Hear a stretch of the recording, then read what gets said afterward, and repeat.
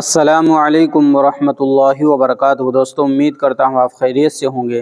میں ہوں محمد مقصود قاسمی اور آپ دیکھ رہے ہیں باغ مدینہ یوٹیوب چینل۔ دوستوں، آج کی اس ویڈیو میں ہم بات کرنے والے ہیں حضرت مولانا مفتی تقی عثمانی صاحب کے بارے میں اور ڈاکٹر ذاکر نائک صاحب کے بارے میں۔ مفتی تقی عثمانی صاحب کی ملاقات ملیشیا میں ہوئی تھی اور اس ملاقات میں حضرت مفتی تقی عثمانی صاحب نے ڈاکٹر ذاکر نائک صاحب کو کیا کیا کہا تھا اور انہوں نے کتنی ادب کے ساتھ، کتنی احترام کے ساتھ ان کی باتوں کو سنا تھا، نہ ہی کوئی اختلاف کیا، نہ ہی کسی طریقے کی کوئی بات کہی۔ کیا کیا باتیں ہوئی تھی میں آپ حضرات کو بتلا دیتا ہوں، جس سے آپ کو بہت کچھ سیکھنے کو مل جائے گا۔ تو دوستو چلیے ویڈیو کو شروع کرتا ہوں۔ یہ ہمارے دور حدیث کا سال تھا۔ استاد محترم مفتی محمد تقی عثمانی صاحب ملیشیا کے سفر سے واپس تشریف لائے۔ کلاس کے کچھ ساتھیوں کے بار بار درخواست پر استاد محترم نے ڈاکٹر ذاکر نائک صاحب کے ساتھ ملاقات کی رودا سنائی۔ فرمایا، جب ہم ملیشیا پہنچے تو ڈاکٹر ذاکر نائک صاحب نے فون کیا اور ملاقات کی خواہش ظاہر کی، کیونکہ میرا بھی عرصے سے ان سے ملاقات کا ارادہ تھا لیکن وقت نہیں مل سکا۔ ان کے بار بھی مصروفیت زیادہ تھی، اس لیے میں نے ان کے یہاں حاضری سے معذرت کی۔ البتہ ایک دوست کے مکان کا ایڈریس ارسال کیا کہ آپ وہاں تشریف لا سکتے ہیں تو میں بھی وہیں پر حاضر ہو جاؤں گا۔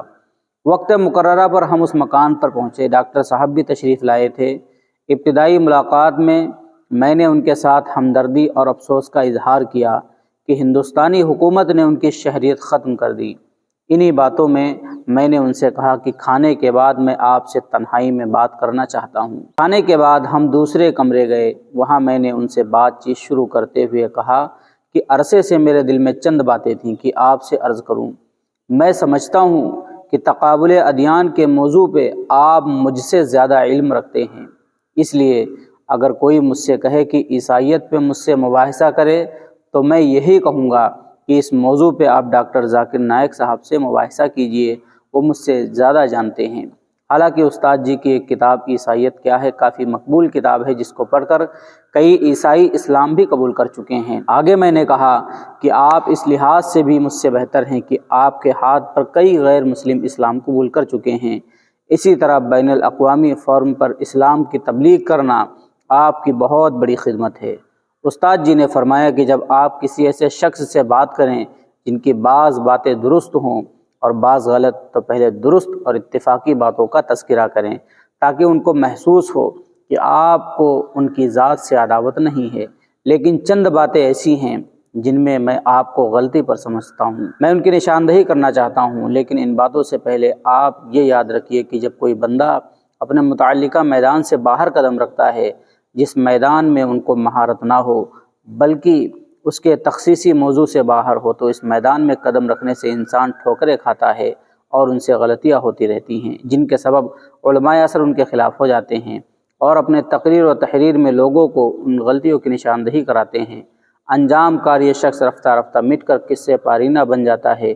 اس لیے کوشش کیجئے کہ کوئی ایسا قدم مت اٹھائیے کہ جس کے سبب جمہور علماء آپ کے خلاف ہو جائیں، ورنہ آپ کا جو اصل میدان اور کام ہے وہ بھی متاثر ہو کر ختم ہو جائے گا۔ استاد جی نے اس دوران بر صغیر کے کئی منحرف سوچ رکھنے والے مذہبی اسکالرز کا بھی تذکرہ کیا کہ اپنے میدان سے نکل کر انہوں نے کتنی غلطیاں کی اور انجام کیا ہوا۔ فرمایا، میں نے ان سے کہا کہ فقہ آپ کا اصل میدان نہیں، آپ نے جب فقہی مسائل چھیڑے ہیں تو آپ سے کئی غلطیاں سرزد ہوئیں، جس کی بنا پر جمہور علماء نے آپ کی غلطیوں کی نشاندہی کر کے آپ سے اختلاف کا اظہار کیا۔ نتیجہ یہ ہوا کہ عوام کی نظر میں آپ کی شخصیت متنازع بن گئی۔ اس لیے میرا مشورہ یہ ہے کہ آپ تقابل ادیان پہ اپنا کام جاری رکھیے اور جس موضوع پہ عبور نہ ہو اس کو موضوع سخن مت بنائیے۔ استاد جی نے فرمایا، میں نے مناظرانہ انداز میں ان سے بات نہیں کی بلکہ خیر خواہانہ انداز میں اور نیک نیت سے ان سے بات کی، تو ان پہ اتنا اثر ہوا کہ مجھ سے معافی مانگنے لگے کہ میں نے تو آپ کے بارے میں بھی کچھ نامناسب باتیں کی ہیں۔ میں نے کہا، میں اپنی ذات کے بارے میں آپ سے نالاں نہیں ہوں۔ فرمایا، حالانکہ مجھے وہ بیانات مل چکے تھے لیکن میں نے ان کا تذکرہ مناسب نہیں سمجھا، بلکہ انہوں نے خود ہی تذکرہ کیا۔ وہاں انہوں نے میرا شکریہ ادا کیا اور مجھ سے رابطہ نمبر لے کر وقتاً فوقتاً رابطہ کرتے رہے۔ اگلے روز ایک مسجد میں ہم نے جمعہ پڑھایا۔ جب باہر نکلے تو مسجد کے سامنے ڈاکٹر صاحب کھڑے تھے۔ میں نے پوچھا، آپ یہاں کیسے پہنچے؟ فرمایا، بس ویسے آپ سے ملاقات کا دل کرتا رہا اس لیے آیا ہوں۔ استاد جی نے فرمایا، جب میری واپسی تھی تو دیکھا کہ ایئرپورٹ پر بھی کھڑے میرا انتظار کر رہے تھے اور یہی کہا کہ جی نے چاہا کہ آپ سے آخری ملاقات بھی ہو جائے۔ فرمایا اب بھی ان کا پیغام آتا رہتا ہے۔